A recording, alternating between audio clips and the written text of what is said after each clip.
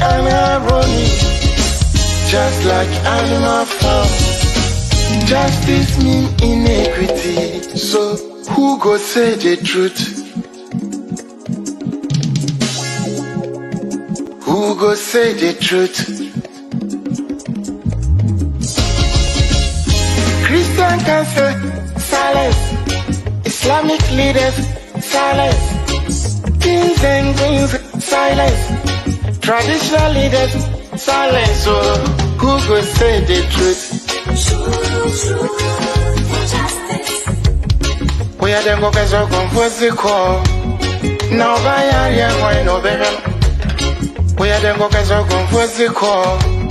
One guy's out here why no better. Who go say the truth? Who go say the truth? Oh, he need it now, see what I see so. Now your friend on a nine come ask them. Only papi obeka na sembia. So I want to obet you too. Everybody was afraid. And until I learned to my cottage again, once my boy dumping one another. But who go tell the truth? Nanai or say me. Nanso bien peso beka wasam because everybody is afraid.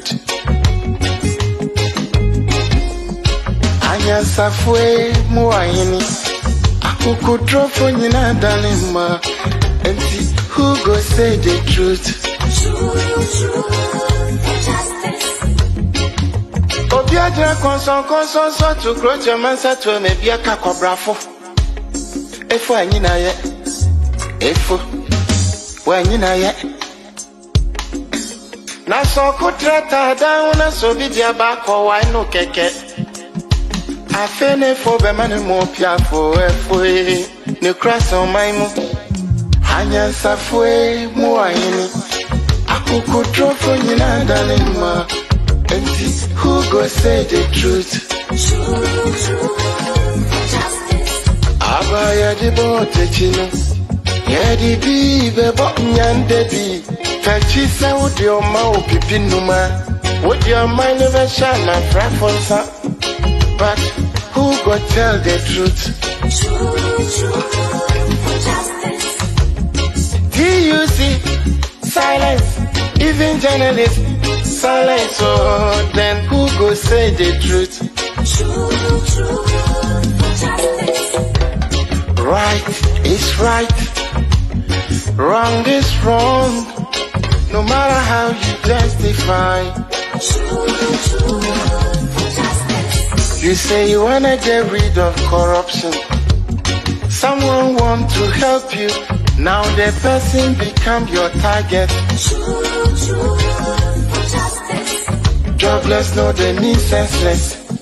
Poverty, no they mean useless. One day, then go resist.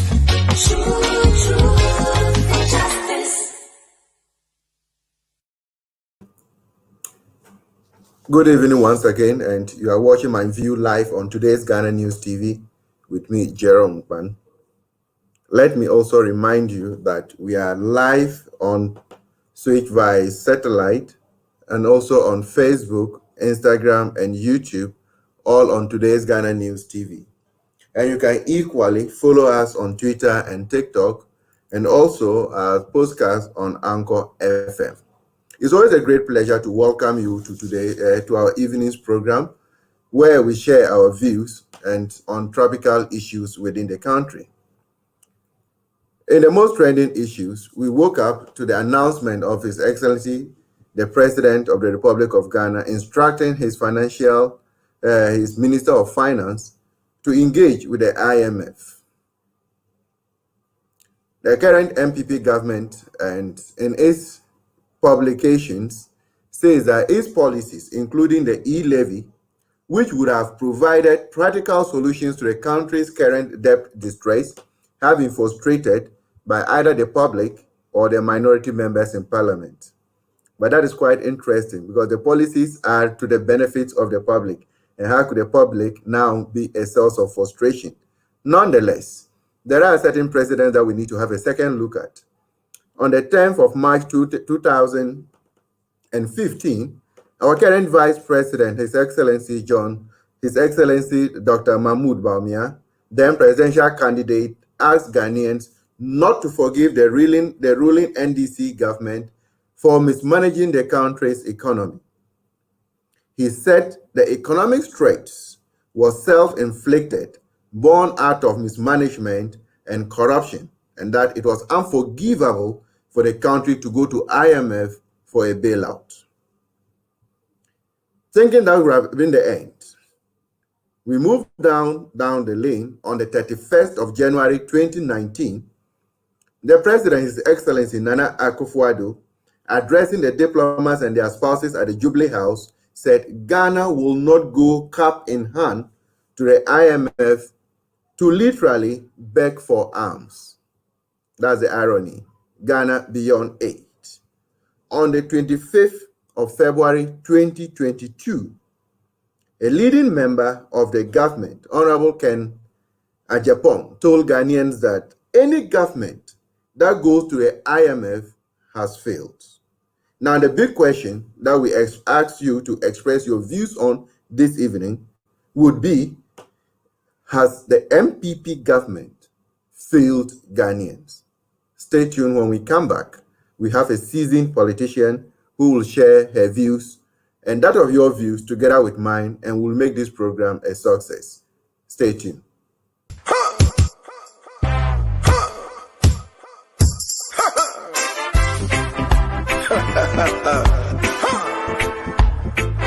Waiting there happy for Africa. Dusty old men holding on to power, leading the people to where? The grave? Wicked criminal leaders.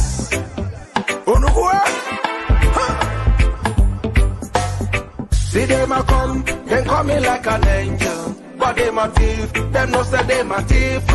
Mr. President, you coming like a savior. But you a thief, you know say you a thief. Thief President, why a thieving so? Thief man, why a thief so? The people they must suffer, but you don't care so. Thief man, why a thief so? I see the people crying every day, yo. They want food, them can't find. I see the youth looking for a job, oh, every way, them can't find. Mr. President, him just belly full, oh. Him and the family, they no suffer, oh. Suffer, no poor man they suffer, oh. Suffer, rich man go they suffer. Suffer, no poor man they suffer, oh. Suffer, rich man they suffer, lie. See them a come, they coming like an angel. But them a thief, them no say them a thief. Mr. President, you coming like a savior. Why you a thief? You know say you a thief. Thief President, why a thieving so? Thief man, why a thief so? The people they must suffer, but you don't care so. Thief man, why a thief so? Mr. President, why you dey lie so? Before election, you tell me you be angel. When you sick, you run go a London. When we sick, we die for Kolebo. Mr. President, why you wicked so? Tell me how you dey sleep at night, oh. See them a come, they coming like an angel. But them a thief, them no say them a thief. Mr. President, you coming like a savior. But you a thief, you know say you a thief. Thief President, why a thieving so? Thief man, why a thief so? The people they must suffer, but you don't care so. Thief man, why a thief so? This is Mr. Traitor, Master of sleeping. This is Mr. Traitor, Master of sleeping.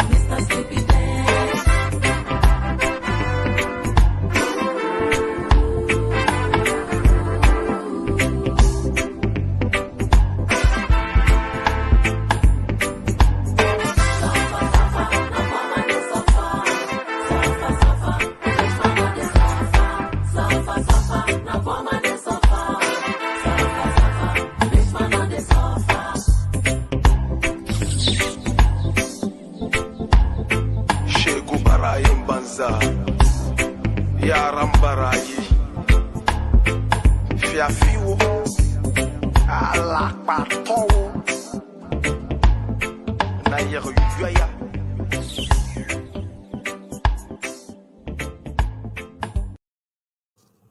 So, welcome back to our show this evening, and to express her views on where Ghana is in terms of our movement to the IMF.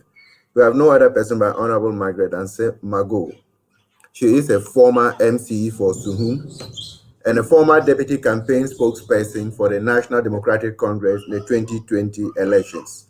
And I'm pretty sure this name runs through the system. She has actually come, and today she'll be expressing her views on what is going on in the country. Honorable Magoo, you are most welcome. Thank you very much for having me. I'm pretty sure you will share a few words about yourself for the viewers to know who they are actually listening to and who is expressing her views this evening. Okay, I'm Margaret Ansay. I'm popularly known as Mago.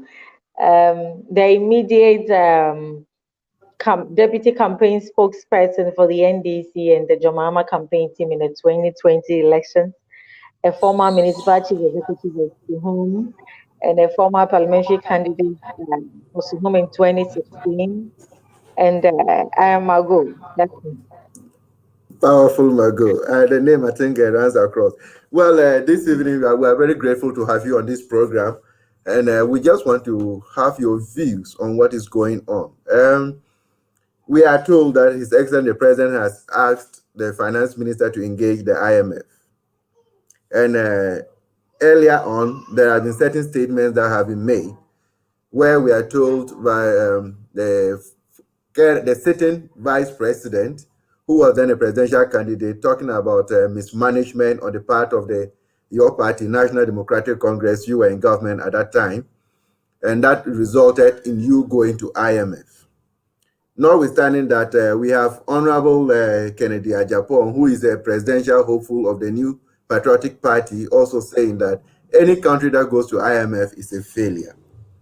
The president himself says that Ghana will not go to IMF cap in hand. Unfortunately, or fortunately, yes, his statement has come true. Ghana is not at the IMF with cap in hand. Ghana is at the IMF in an ambulance. Ghana is at the IMF in an ambulance. Does that mean that Ghana is a failure, or it is the MPP government that has run Ghana into a ditch? Thank you very much for having me once again, and a very good evening to your viewers across the globe. And we are here today to talk about Ghana, our dear country, and that is what we have.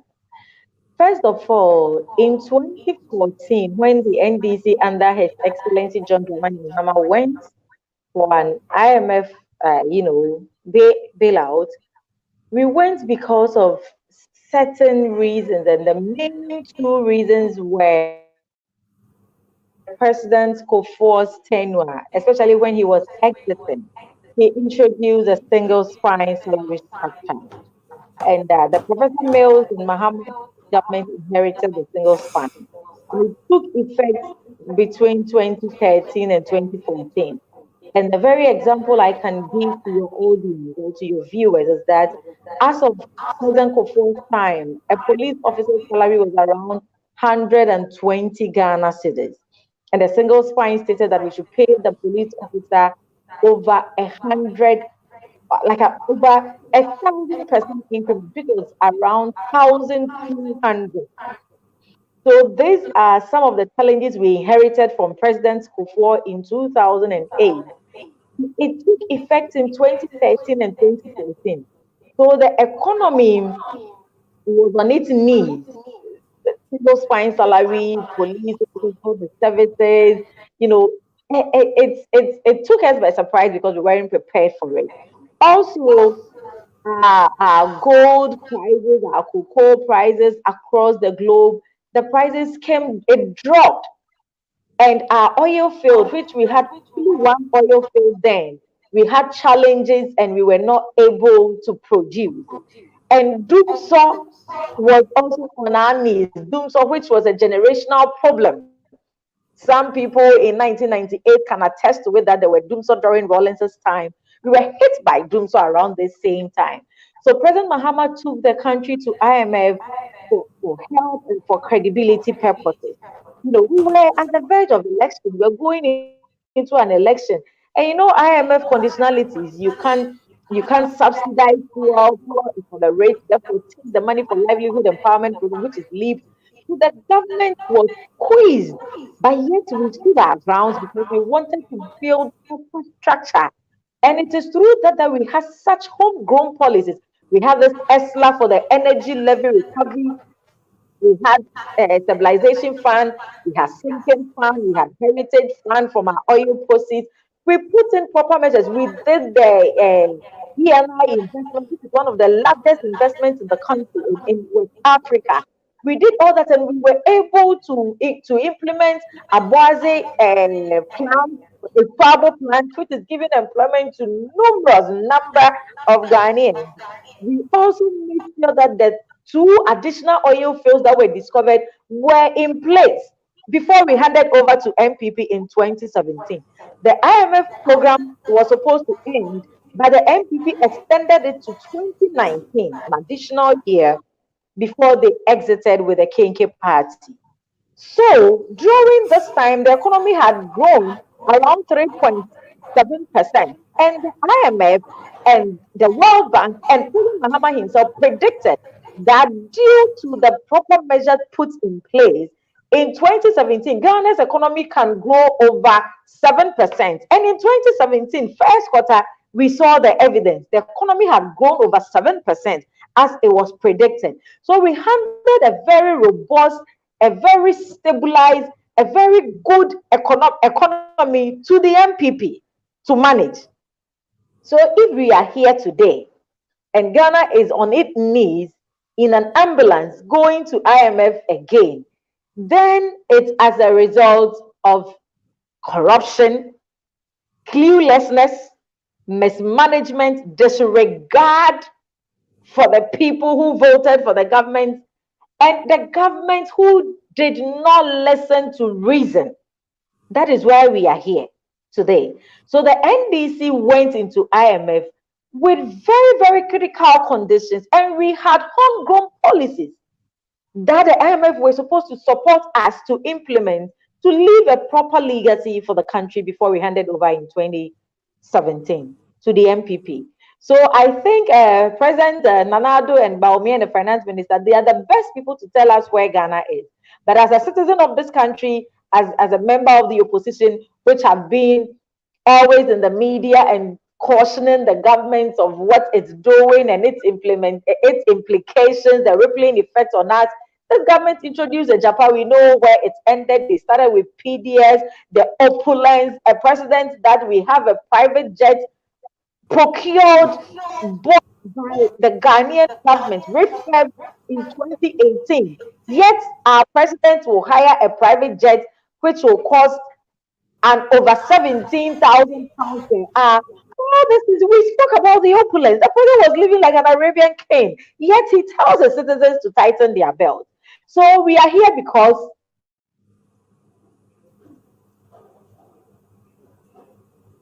No. I believe we have a technical hitch, and then the producer will have to take a look at it, and then we'll see how we can resolve it. But then, whilst they try to resolve that problem, where the few viewers who have started sending in expressing your views on the program, we're very grateful.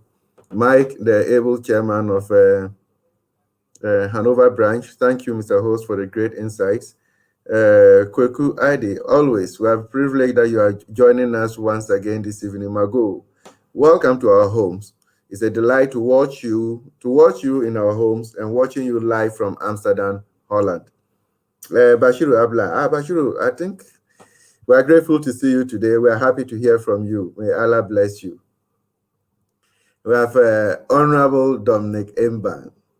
Honorable Dominic Mbang is a powerful figure. and then the chairman of South London branch of the National Democratic Congress. I'm here, they're all here to throw support for Magoo to explain to the viewing public what is happening with Ghana at the IMF.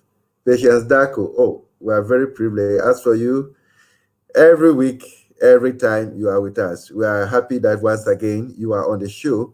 You say good evening, Jerome, and congratulations for bringing on high-profile personalities to our homes. If not today's Ghana News TV, we won't know what is happening back home. We only watch fake YouTube channel for our information. Watching you live from Hamburg, Germany. Greetings to Magoo. She will pick it up, Patience, once again. NDC Diaspora Union, always. Comrade Magoo, we love you. Fire and the hard work you are doing for the NDC and JM. God richly bless you. Please, when are you doing European tour? I'll note down this question. When she comes back, I'm pretty sure you will get an answer. Citizen-wise, as usual. Always watching us live from the United States of Amasaman constituency. Greetings to my incoming National Women's Organizer. Oh, Magoo is going for the National Women's Organizer of your party. I hope that we'll get to the end. Alema Brahma, watching you live from SN. I'm privileged that you have joined us this evening. And you will always join us as you continue with this program every Monday at 7 p.m. So we're still waiting for the resolution of that problem. But as we did indicate at the beginning, we see that we're asking ourselves a few questions, and there are a few videos that we'll want to share with you. If my producer is up to speed, can we have the first video from a man of God who is cautioning politicians who go into positions just to amass wealth and to enrich themselves at the detriment of the citizenry? He's telling you that God himself will ask you to vomit whatever you have taken.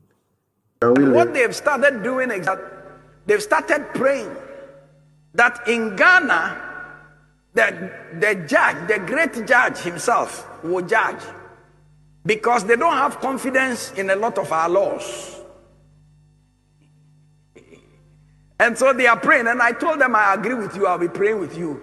I'll join my faith with your faith. In Job chapter 20 verse 15, the Bible says, he has swallowed down riches, he shall vomit them up again. God shall cast them out of his belly. So anyone in this nation who has swallowed down riches, God will cause them to vomit it. From every level. Amen. For judges who take money to give bad judgment, they will vomit it. For journalists who take money to do wrong stories, they will vomit it. Soldiers and policemen who violently take what belongs to other people, they will vomit it. Chiefs who sell a piece of land to multiple people by crisis and circumstances, they will vomit it. Pastors that take money that the church did not pay them, they will vomit it. Those who intentionally prevent others from their daily bread because of either politics or they are in power or because they have been promoted and deprive legitimate people of what belongs to them, they will vomit it. Doctors who take money and don't deliver proper care will vomit it. Lawyers who take advantage of their clients will also vomit it. GRA, Ghana Revenue Authority, those who intentionally slap taxes to get people out of business, those people will vomit it, and God will protect the innocent people. You see, our Public Procurement Act, Section 92, 2016, and Section 124 of the Criminal Offences Act, 2003, says, amongst other things, that when a government official or public figure steals during procurement, he gets fined 3,000 to 5,000 cedis or 2 to 3 years in prison. But the ordinary, irrespective of the quantum of money he stole. But if the ordinary citizen who does a similar, thing, the ordinary storekeeper, the ordinary somebody, when he does a similar thing, he gets fined 24,000 cedis or he's in prison 5 to 10 years. This law shows you that the rich get away and the poor always suffer. But you see, that is why we are appealing to the higher judge, so that this law, it doesn't favor the ordinary man, it favors the, amen, they will vomit it. So public officers and anyone who goes into public office, including politics, and in 4 years gets more than a house and a good car because he stole or inflated prices or inflated a contract, he will vomit it. Ordinary people who work for others in this nation and steal from them, they will also vomit it. You see, when we talk about the vomiting, it says, and God will cause them to vomit it. It's serious. When God is causing you to vomit, you may get strange sicknesses and diseases, mental problems for your children. Your children will be taken advantage of. The sickness that kills ordinary people, the sickness that doesn't kill ordinary people will kill you, and all kinds of things. Because the money that was supposed to be used for a road, a hospital, you have chopped it. The money that was supposed to belong to somebody, you are, God will cause you to vomit it. In Jesus' name. Your descendants will have strange occurrences in health and in the things they do.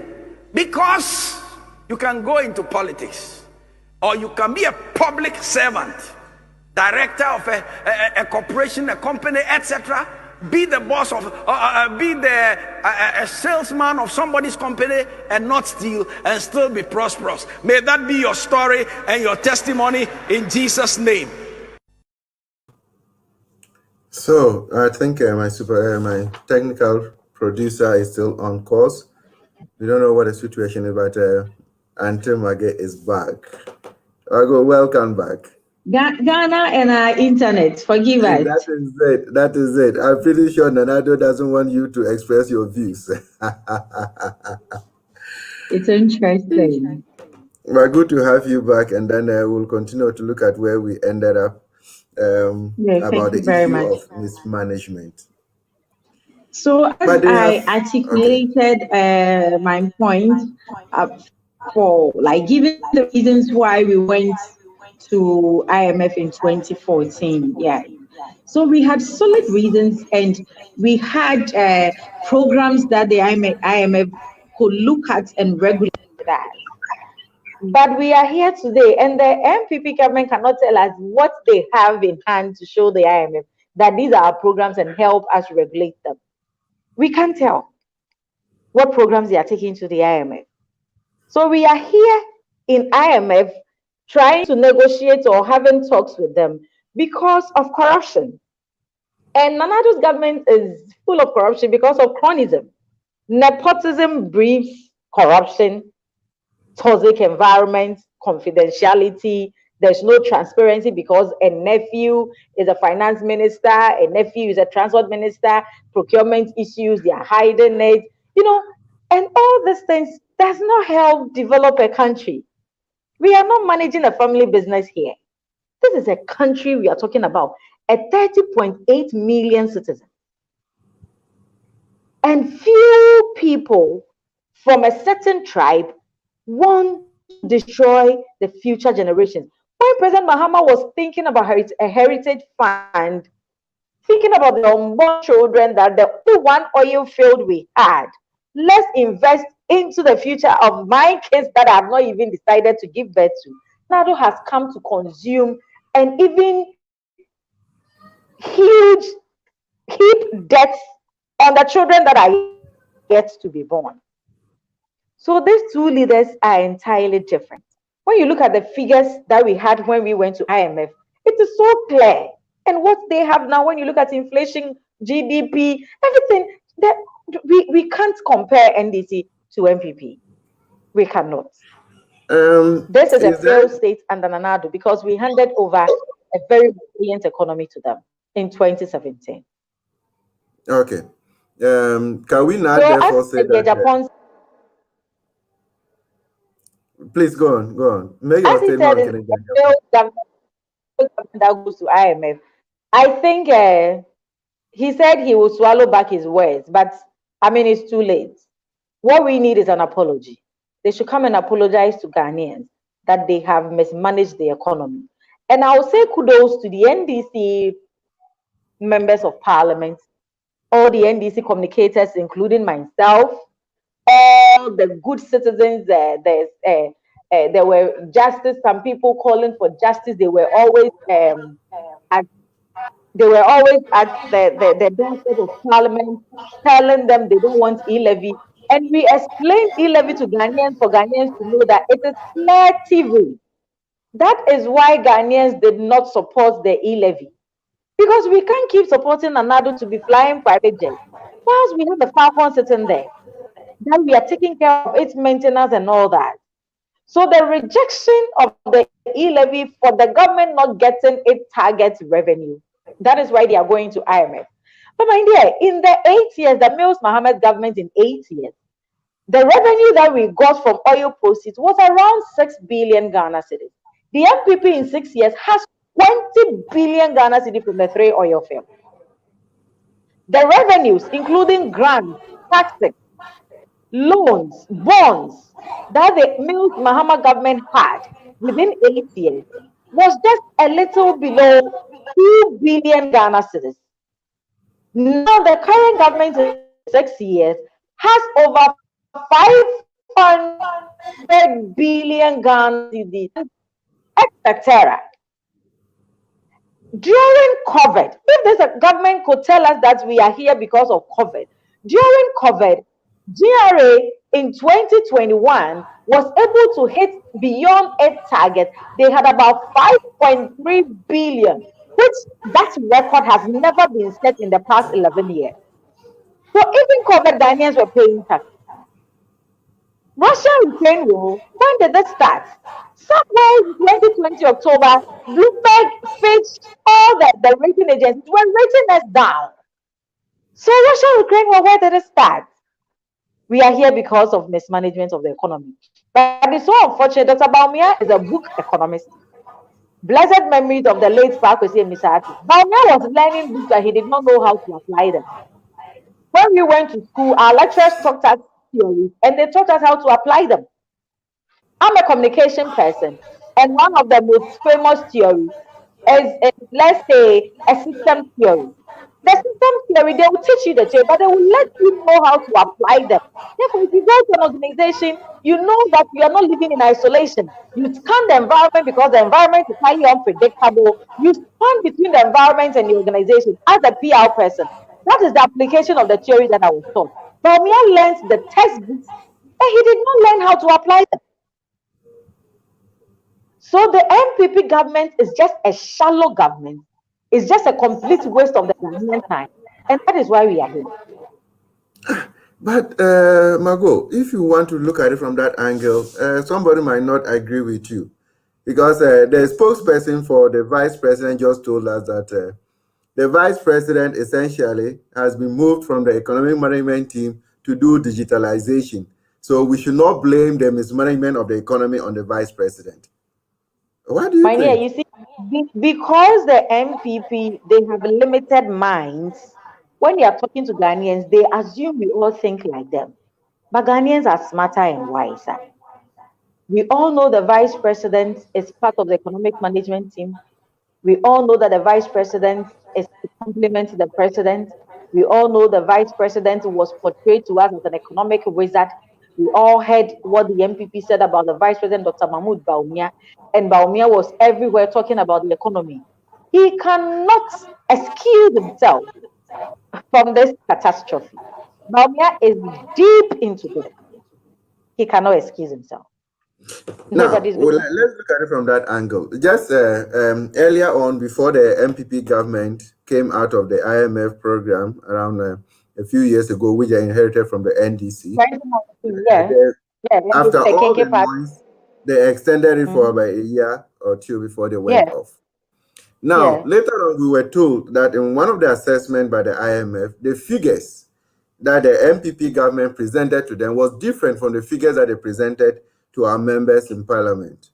Does not mean that in essence, the sense of truth in this particular government is something that one cannot be sustained. from the grapevine or other conspiracy theory, we've heard that the finance minister is having cold feet towards the IMF, and it's as a result of the revelations that are going to come up. Because when you go to the IMF, your books must be very. It should be. You can't hide anything from them. Transparency before they can help you. So that is why he was dragging his feet. But at the end of the day, they have begun the engagement. And the IMF engagement, it can take like 6 months. They are believing that it will be shorter. But let's see, all the books will be open to IMF. We will know the truth, what we got, the grants, the loans, the bonds, the revenues, everything will be stated clear. They can't hide from the IMF.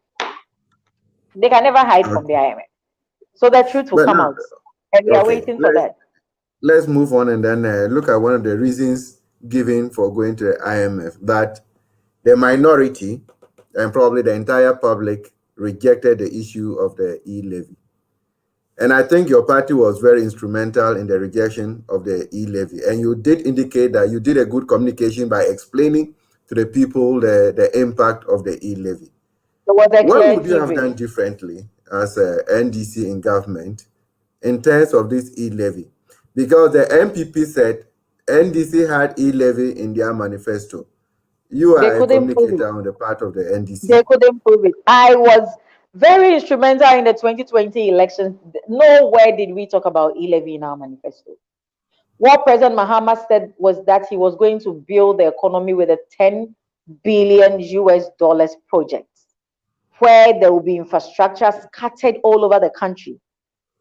Where a government is putting up infrastructure, there are so many forms of employment given to the citizens. You will get direct employment. Imagine if we are building UGMC at another region again, the direct job that is going to give into the direct labor, that is, we're going to get consultants, we're going to get supervisors, we're going to get masons to work, carpenters. Then the indirect job that will go to the cocoa seller, the pure water seller, and after that, the direct job that is going to give to nurses and doctors and physician assistants and administrators, matrons, whatever. So when a government wants to develop a country, you engage in infrastructural development. That is what President Mahama did in his first term. And that is what we promised in 2020 that we were going to do. The $10 billion project was going to open up the economy. Also, we also advised Nanado's government to cut down on unnecessary expenditure.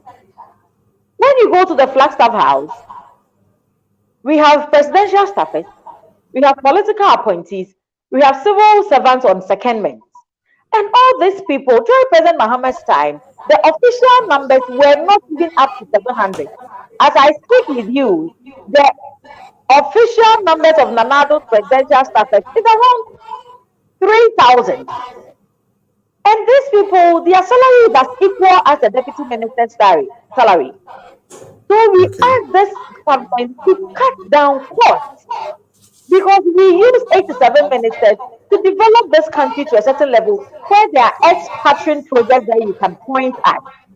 And Nanabu came telling us that he's in a hurry and he's going to give us 125 ministers. And yet, they couldn't have anything to say but brought us e-levy. And no sensible government tax capital, no sensible government tax mode of transmitting money, no sensible government tax the poor and leave the rich.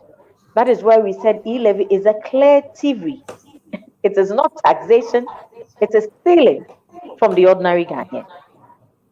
Yeah, but the president said is the latest what will I say, industry that is not being taxed. I don't know how e-levy becomes an industry. Or you also share the same opinion? You see, I have told you this NPP government is shallow. They are limited in their brains. They study theories, but they don't know how to apply them. So don't be surprised the way the president is behaving and its cohorts. They are the same. You cannot separate Baumia or Alanche Martin or Takuto from Nanado. Everybody in Nanado's government is the same. They are very shallow. Then when they come talk to us, they believe we think like them. But Ghanaians are smart. That is why I congratulate Ghanaians for not giving them the targets they wanted. Because Ghanaians are people who don't pay taxes. In COVID, GRA, Ghana Revenue Authority, they exceeded their target in COVID. So if the tax were reasonable taxes, Ghanaians would have paid. We weren't. How can you tell me that the little salary that I have received, like 1,000 Ghana cedi in my Momo wallet, if I'm sending 300 Ghana to my mother in the village, the government want to tax the mode of transmitting the money? No sensible government does that. No way. Right No now, allowed. I think they are making a. I think they are making a consideration because recently we had some of the people responsible for this Momo at the various telecos saying that on their side there hasn't been any impact because they are exempted from the payment of the 1.5% e-levy. So if But the government wants telcos to are really not have complaining benefits, that the Momo industry if, is they are collapsing the Momo industry. yeah, it The has telcos are come. complaining. They are not getting a target. It has come down drastically. Nothing is making sense under President Anado's government. Nothing is making sense. Nothing. Uh, How can you do this and get people out of jobs? It doesn't make sense. You are not creating jobs. The few that other industries came to create, you are collapsing them. Nothing is making sense, my brother. Where we are today, nothing makes sense under this government. It's very pathetic, but nothing makes sense. Now let's look at this other issue because they are saying that on their way to the IMF in the ambulance is as a result of the pandemic and the Ukraine and Russia war. Let's leave the Ukraine and Russia war because we know that we're already at the right time that the government should have gone to IMF should have been 1 year earlier than today, which will not bring in this war. But let's look at the COVID. It looks like within the COVID period, the government really made a lot of money. We cannot say yes Lord, or no, but Lord. if you look at unverified information that was all over the social media, where a parliamentary candidate for Senergo made certain revelations, where she received 50,000 Ghana cedis as a parliamentary candidate and another 50,000 as 100,000. an executive, making a total of 100,000. It only to give an insight as to how the COVID money was shared. Now you They look at the even told us presentation of the hot the milk they give to Ghanaians was around 54 million Ghana cedis. They gave 400,000 Ghanaians hot milk at 54 million Ghana cedis. You see, the monies were just mismanaged. They were given to party crony. You see, you don't manage a country as if you are managing a political party. Nanado and Kenoforiata, they have a history. When Nanado was a MPP presidential candidate, they took the party office to Prudential Bank to go for a bank. loan. And the loan was in the money they got was in their name. While the party coffers had 89 cities in the party coffers, they had taken the money in their name. So the way Nanado manages political party is the same way he's managing Ghana's economy. They are fond of that. They are experts in that. They will take the money and share among themselves, and it will not be used for its intended purpose. That is why the minority, which is the NDC, is calling for them to come and account for COVID money, and they are being evaded. The finance minister did not go to parliament because he has nothing to account for. He cannot tell the truth. The monies have been mismanaged. So what is there to account for? That is why we are telling Ghanaians to vote out the MPP entirely so that another government can come and put them in check and they collect all the monies that they have misused. Because it is the money for the country. IMF gave us money.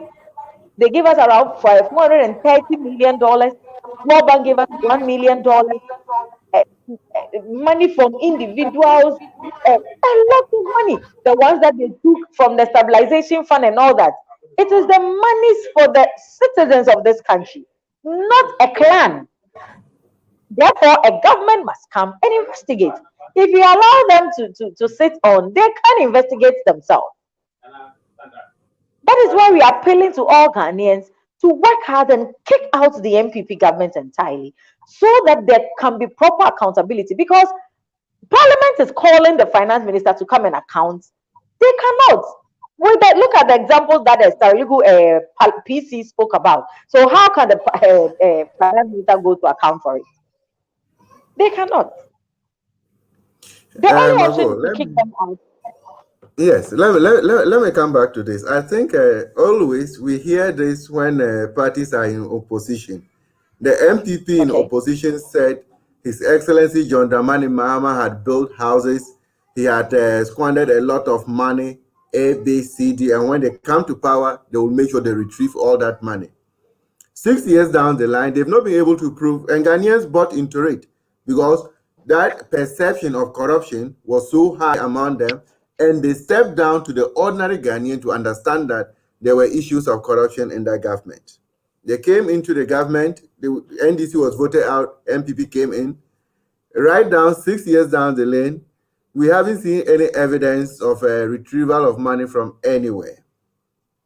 Now, you are also telling us that you are asking Ghanaians to vote out the MPP government so that NDC comes back and then hold them to account for every peso that they have squandered from this country. Could it not be another political talk? What do you have to show for that? And evidence is what I'm giving you, that the finance minister is called to Parliament to go and account for covered funds, and he's been evasive. He's not going. And when we come to office, it is this same Parliament that we will ask them to come and account for it. Wherever the monies are, we will have all the apparatus, we have all the security, we have all the intelligence to call for the accounts of the covered money or the audit of the covered money. You understand? Also, we've had series of Sputnik V, why Dominivo was asked to go on by forced pension or retirement, co and associate and all that. We investigate them. Because when Parliament approves loans and funds for departments, the only highest office of accountability is the Auditor General. So if the Auditor General, who has won a Man of Integrity award, is calling for accountability and is being forced to go on retirement, there is more to it than what we are seeing. And it gives the NDC the audacity to call back for all those things, to audit them. What happened with Crow and Associates, with Market? Why was Domlevo forced out? Because that is the only form of accountability we have as a country. So there are evidence. But we cannot get these people to account unless we kick them out entirely. Entirely. So I can see that you are busy already asking for the support of Ghanaians to bring NDC to power. Exactly. Briefly, let me push you a little bit, because there is a message for you. Magoo, you are too capable to lead the women front of the NDC. We see the hard work you are doing for John Mahama and the NDC to recapture power in 2024, eating from Edukro Akwapim. This is what somebody has put up there. Wow. So that means that maybe it's a card that has been let out of the bag. Even if you are not going for the National Women Organizership, but what the person says, we already know the census results that came out. Women in Ghana are more than the men, and women, if you are able to capture the women's front in this country, we are pretty sure that you have a majority in government.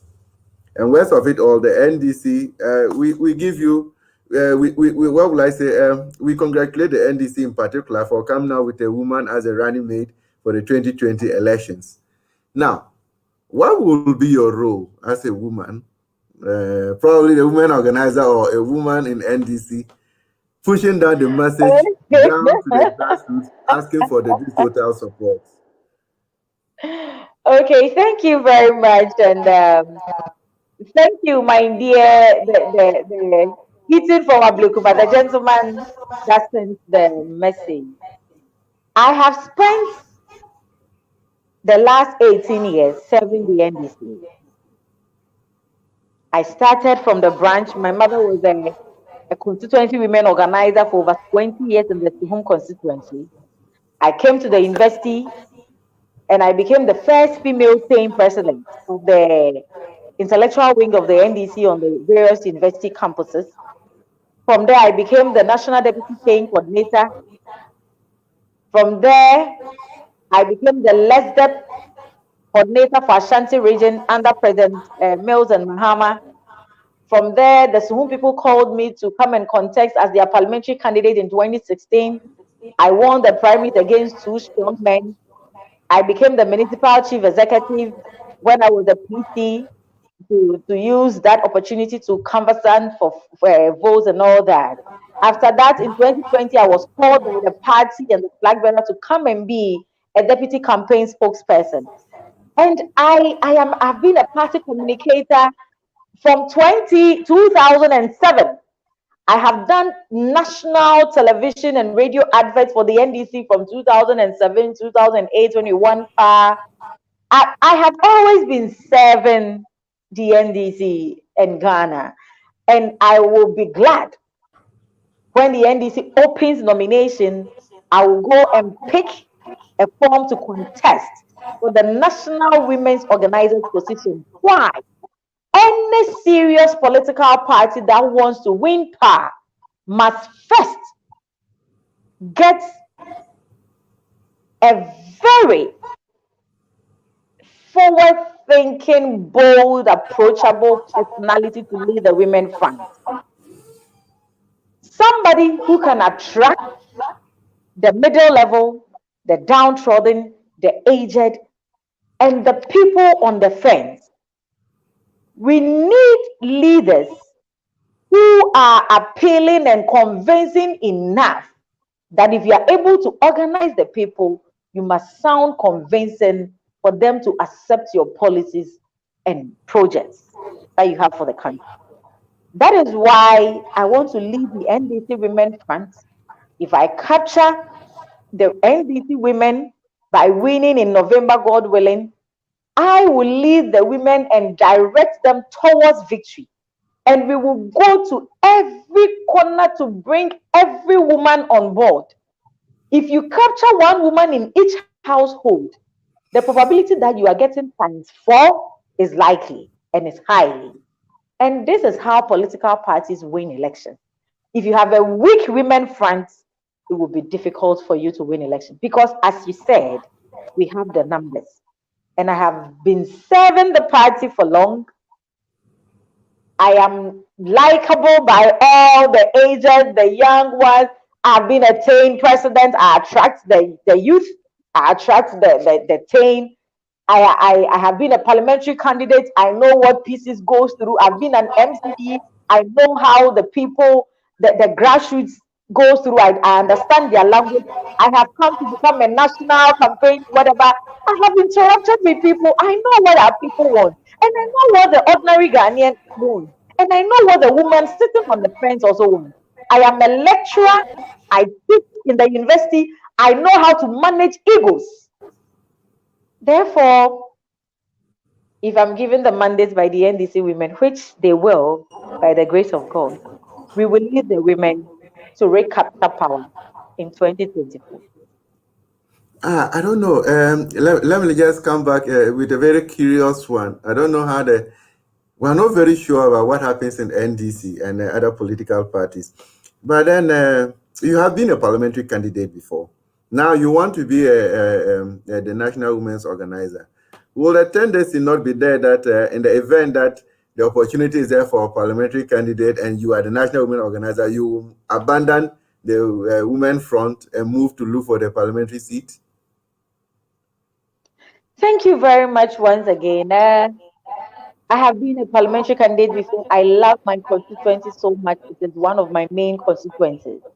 aside the youth and the maybe the intellectual wing and other constituencies, aside the communicators and all that.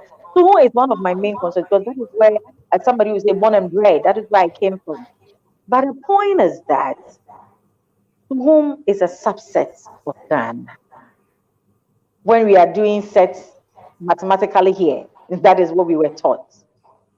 And being a national women organizer gives you a greater leverage, opportunity, the exposure to work harder to recapture power than concentrating on just one constituency. Also, I cannot be a women's organizer and be a PC at the same time. There's an adage in Akan that what the weni mienu except one when you cry ehum because Tuani see her. So you see at the eye, none of the eyes can see in between the can see the bottle.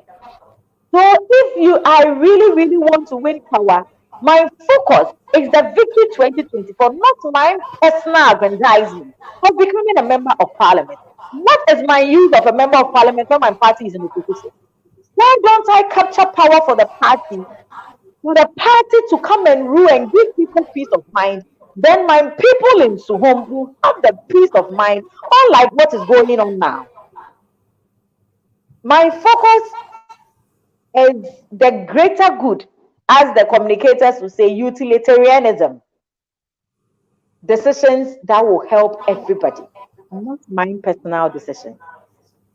And Okay. if anybody will be a deviant in the national executive position, it should not come from the women's front because women are supposed to be noble, respectful, submissive, obedient, peacemakers, and people who bring people together. The party constitution do not allow that, and I do not intend doing that. Not today or tomorrow. Wow, wonderful. Pat from Hanover says she admires you so much. You have what a lucrative achievement and experience. We believe in you. Well, that was a women's organizer for Hanover branch. You know, the NDC in the diaspora, I think they also have,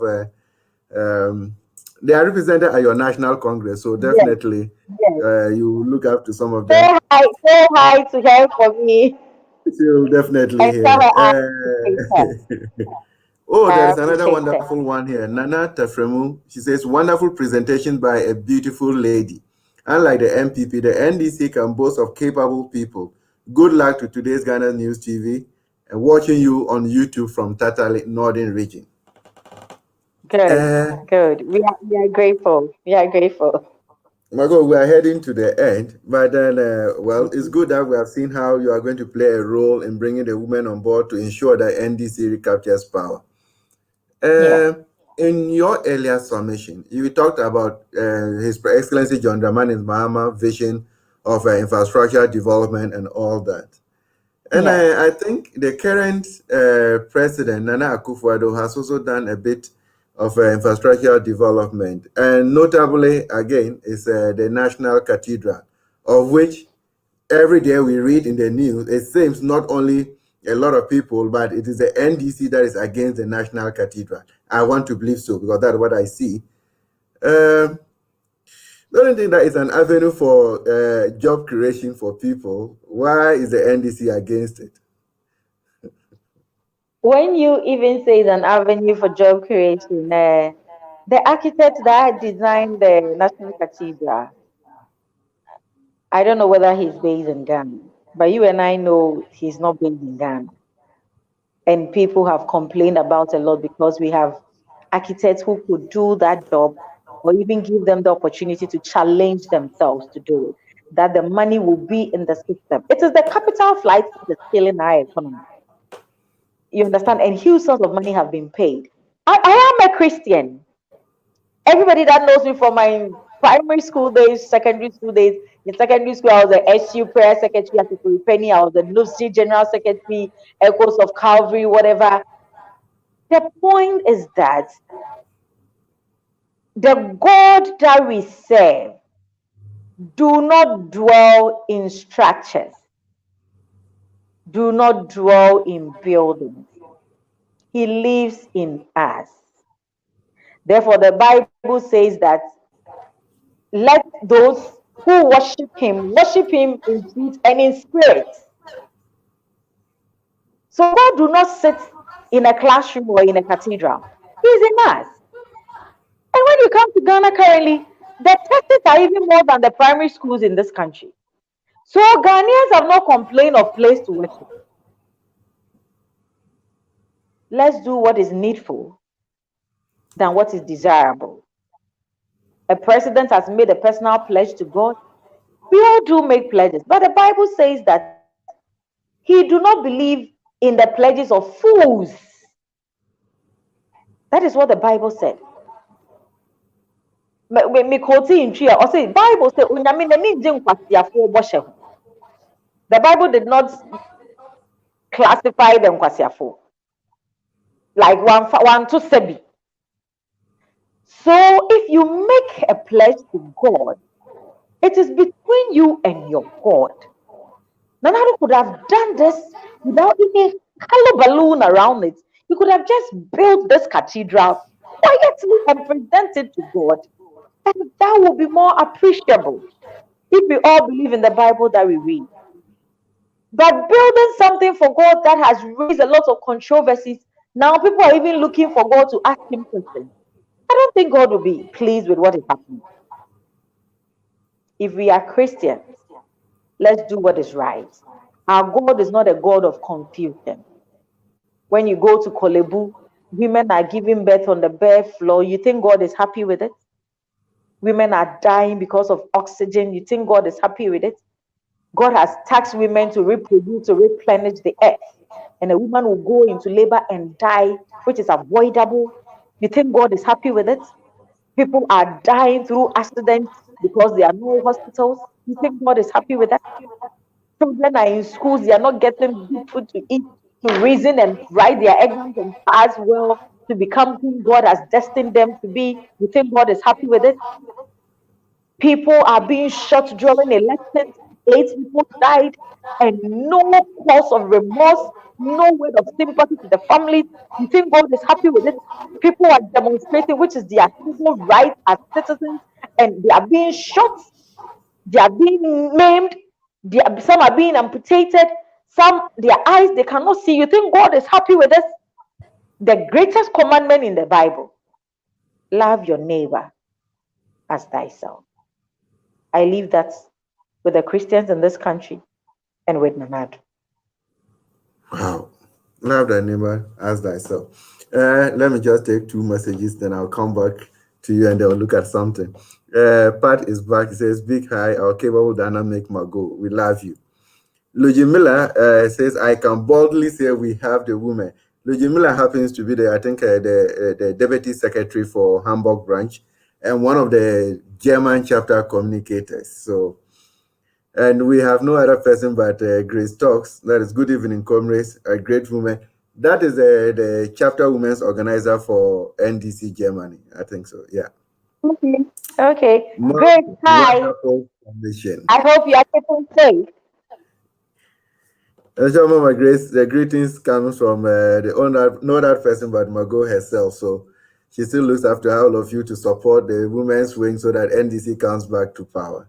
We wish you the very best. And we have the voice and we have the presence as well.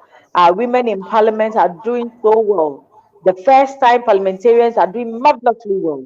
We have Madame Jifa Gomashi, Elizabeth Jari, Betty Crosby. They are doing so well. And we are so grateful to the women in NDC. We are grateful. Grace, we are grateful to you and your colleagues. We look forward to you to come and help us. And Ghana needs us. If you want to destroy a country, touch a woman. If you want to build a country, develop a woman as well. There's a question that when are you doing a European tour? Someone wanted to find out when you are going to visit Europe so that they know what to do and how to prepare for you. Let me finish with my elections here. Our elections will be held in November. So as soon as I'm done, I'll find time and come be with you people, do programs, maybe talk to people, and let's help project Ghana in the NDC. We are actually running out of time, but what is your take on the Arise Ghana demonstration and the consequences that we saw the first day and the second I day? can't hear you, please. Oh, I was just talking about the Arise Ghana demonstration. What are your thoughts on it? And then I'm sure we're getting somewhere. Can you hear me now? Yeah, I can. Yes. I was just trying to find out your views on the Arise Ghana demonstration and what we observed I on the was first day. And oh wow, wonderful! That you give us first-hand there. experience. And how do you assess it? On the first day, I think the police through the government or the government through the police just didn't want us to demonstrate. But the Ghanaian youth were very resilient because at a point we had gathered and we were being addressed. We saw the police coming with their water tunnel, that hot water, throwing rubber bullets, throwing tear gas. They didn't want us to demonstrate. But no matter what we did, we sent a strong signal and a message that we are ready for a change. All that we were telling this government is, listen, nothing about your governance makes sense. And the saddest and the painful thing in life is to allow a fool to kill a wise person. Therefore, the wise people in this country will not sit down and sit aloof and allow this government to misbehave. And therefore, we had to demonstrate. And no matter the intimidation by the party police they brought on the first day, they realized that we were very resolute. The youth were very resilient and ready for anything at all. That is why on the second day, they were polished and they were disciplined, and the numbers were huge. It has never happened in the history of this country before. Continuous demonstration for 2 days, and people, the first day, the police did everything to scare us off. But no, Ghanaians are not timid. Kwame Nkrumah said, we are slow to anger, but we are not timid. And that is what we proved in the Arise demonstration. And there is more to come. There is more to come because this government will not listen to conventional advice. They don't follow procedure. Therefore, we must speak their language to them. And that is what we are going to do. Wow. Because the power of the people is greater than the people in power. Definitely. Well, strangely, the Arise committee that came out with that demonstration, we saw key NDC figures in the forefront. And there's this a school of thought that says that it is NDC in disguise. Is it the same thing? We saw Occupy Ghana coming to occupy Flagstaff House. We saw Ken Oforiatta. It was Occupy Ghana, organized by some people. But if you feel that you are a Ghanaian and you have a voice, why do you sit down for somebody to demonstrate for you? Nana Dankwa Akufo-Addo became popular because he did over 100 demonstrations. He did it on several platforms. Any opportunity that he got, he demonstrated because he wanted to make a point. Therefore, I don't agree with any NDC bigwig to sit down and allow somebody else to do it because we are party in waiting for government. Therefore, we must show seriousness, others to follow. So even if I hear that the Buakwa youth are demonstrating, I will go there. I represent NDC, but first of all, I'm a Ghanaian before becoming NDC. That is a powerful message, and I believe that the NDC communication needs to look at it from that angle because the MPP, they are good at it. They throw it down your throat and they don't react, then they continue to spread it around. But I think from this angle, there's no way they can come out again to say it's an NDC demonstration or Sido NDC demonstration because we saw all of them in the previous demonstrations every now and then. Yes. I will not go down again because the next question that will take us out of our time schedule. But I think at this point, we'll say we are very grateful and we'll open up the room for you that you share a few words with our viewers and especially from the women, the various women wings in our NDC in the diaspora from UK right down to France, Germany, and what have you. If you have any message, please, it is your turn. Thank you very much. And I am super honored and very grateful for having me. Women, we have so much, we are so versatile, we have so much power in us. Women can change the world. Therefore, I urge every woman listening to me to be very bold and very forward thinking, and let's move the world forward. There is nothing that a woman cannot do. We birth men, we convince them, we feed them, we cook for them, we take care of our husbands like our sons and our children. Therefore, there is nothing that a woman cannot do. We have the power to convince. I am urging every woman to be bold. The Ghana's economy is on its knees. Ghana is what we have. Irrespective of where you are, if you are a Ghanaian, this is a country that we have. Let's fight together.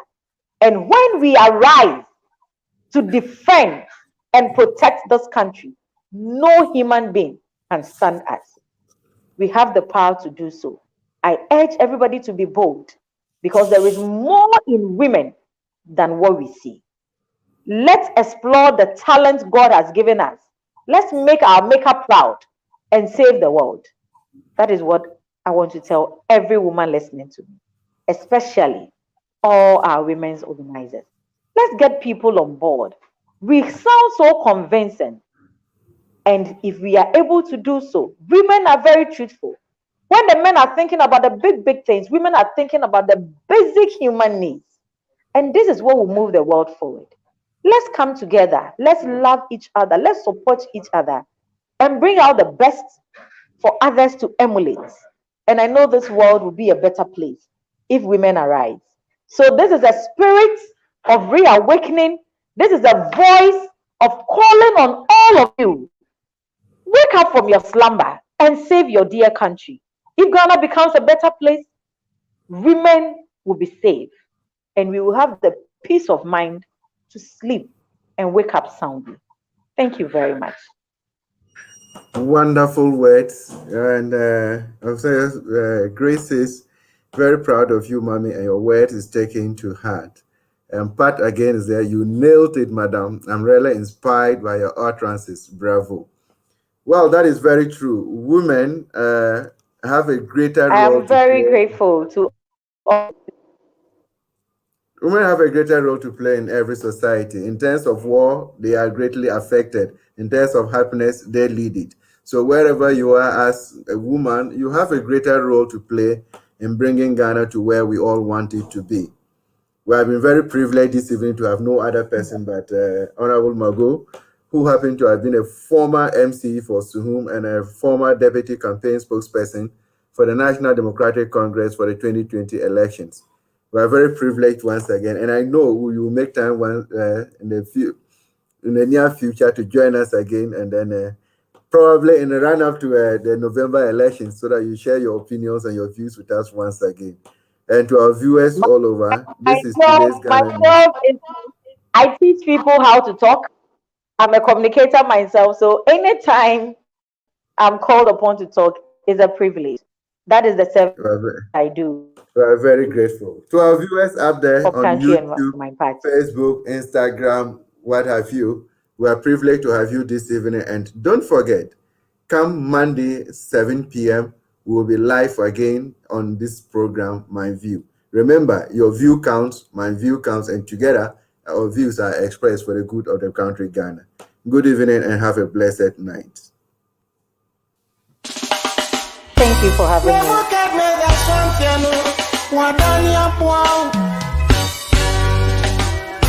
Ya kana se wantia ejao ehania beto mampam osontie so dogo vinwa bem mampam osontie nani amuka nyina guna swati mu beswara Mampam, also auntie, move swear, Mampam, also auntie.